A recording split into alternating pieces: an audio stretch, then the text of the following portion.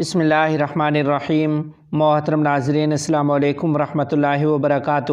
لاپتہ افراد کی لواحقین پر اسلام آباد میں تشدد اور گرفتاری، جمعیت علماء اسلام کا سخت رد عمل۔ تفصیلات کے مطابق مولانا عبدالغفور حیدری دامت برکاتہم العالیہ نے کہا ہے کہ بلوچستان کی خواتین پر مشتمل لاپتہ افراد کی بازیابی کے لیے احتجاجی دھرنے پر دعویٰ افسوسناک عمل ہے۔ انہوں نے کہا کہ خواتین اور بچوں پر تشدد افسوسناک اور اسلامی روایات کے خلاف ہے۔ آئین کے تحت آئین کے دائرے میں احتجاج ہر شہری کا آئینی اور جمہوری حق ہے۔ بلوچ خواتین نے اپنا آئینی اور جمہوری حق استعمال کیا ہے۔ مولانا عبدالغفور حیدری کا کہنا تھا کہ بلوچ نہتی خواتین کے ساتھ پولیس اور انتظامیہ کا رویہ بے شرمی کی انتہا ہے۔ جمعیت علماء اسلام بلوچ خواتین کے ساتھ پیش آنے والے اس افسوسناک واقعے کو ہر فورم پر اٹھائے گی۔ وزیر اعظم نریندر مودی دارالعلوم دیوبند آتے ہیں تو خوش آمدید۔ تفصیلات کے مطابق بندر مودی نے وزیر اعظم کا عہدہ سنبھالنے کے بعد سے مسلمانوں کے بعض طبقوں سے رابطہ قائم کیا ہے۔ انہوں نے داؤدی بوہرا برادری سے ملاقات کی اور مسلم ممالک کی طرف بھی دوستی کا ہاتھ بڑھایا۔ تاہم اس سب کے بعد بھی پی ایم مودی ابھی تک اتر پردیش کے دیوبند میں دارالعلوم دیوبند نہیں گئے۔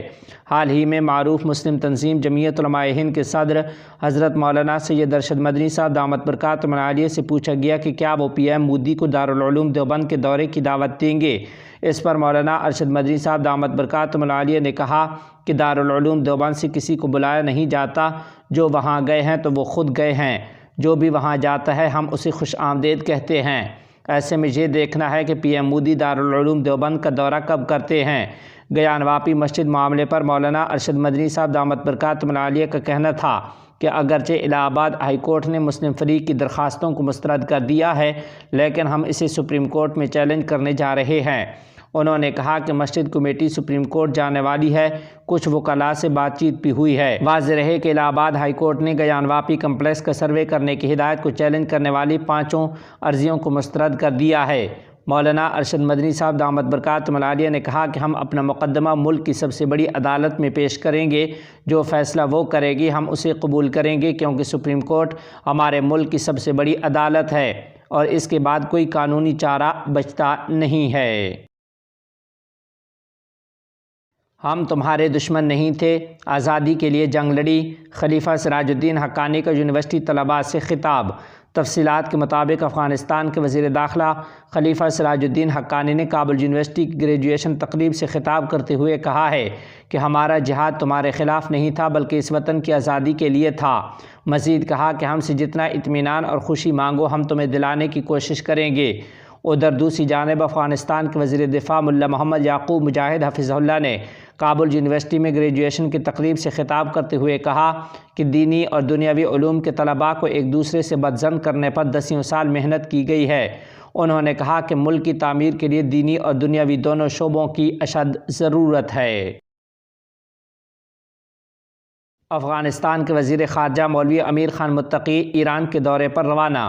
تفصیلات کے مطابق افغانستان کے وزیر خارجہ مولوی امیر خان متقی حفظہ اللہ ایران کے وزیر خارجہ کی سرکاری دعوت پر تہران میں مسئلہ فلسطین کے حوالے سے اعلیٰ سطحی مشاورتی سیاسی کانفرنس میں شرکت کے لیے تہران ایران روانہ ہو گئے ہیں۔ غزہ کو دشمن کا قبرستان بنا دیا، 720 فوجی گاڑیاں تباہ، سینکڑوں فوجی ہلاک۔ تفصیلات کے مطابق اسلامی تحریک مزاحمت حماس کے عسکری ونگ عز الدین القسام بریگیڈز کے ترجمان ابو عبیدہ حفظہ اللہ نے گزشتہ رات کہا ہے کہ غزہ کو اسرائیلی قابض فوج کا قبرستان بنا دیا ہے۔ ان کا کہنا تھا کہ غزہ کی پٹی میں بری در اندازی شروع ہونے کے بعد اسرائیلی فوج کی 720 گاڑیاں اور ٹینک تباہ کر دیے گئے ہیں اور سینکڑوں فوجیوں کو ہلاک اور زخمی کیا گیا ہے۔ ترجمان نے کہا کہ گزشتہ ایک ہفتے کے دوران القسام مجاہدین نے غزہ میں اسرائیلی فوجیوں پر 15 سنائپر کارروائیاں کی، جن میں کئی فوجیوں کو جہنم رسید کیا گیا۔ انہوں نے مزید کہا کہ دشمن غزہ پر مسلسل بمباری اور معصوم لوگوں کے وحشیانہ قتل عام کے باوجود اپنا اعلان کردہ جنگی ہدف پورا نہیں کر سکا ہے۔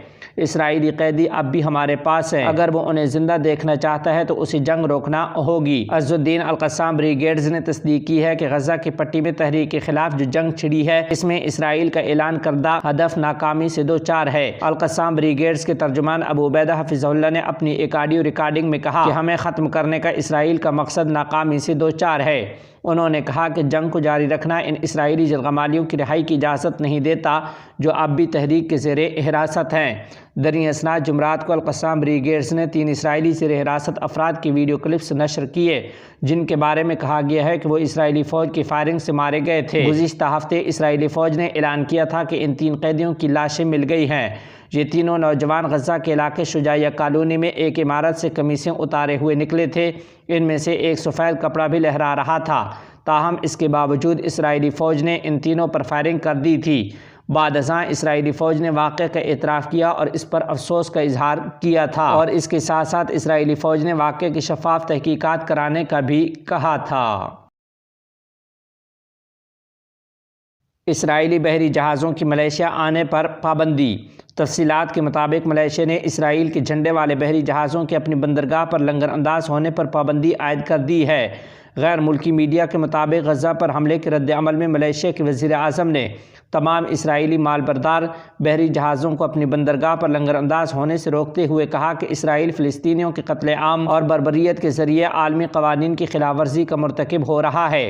وزیر اعظم انور ابراہیم نے ایک بیان میں کہا کہ اسرائیل کے فلسطینیوں کے خلاف اقدامات عالمی قوانین کی خلاف ورزی ہے۔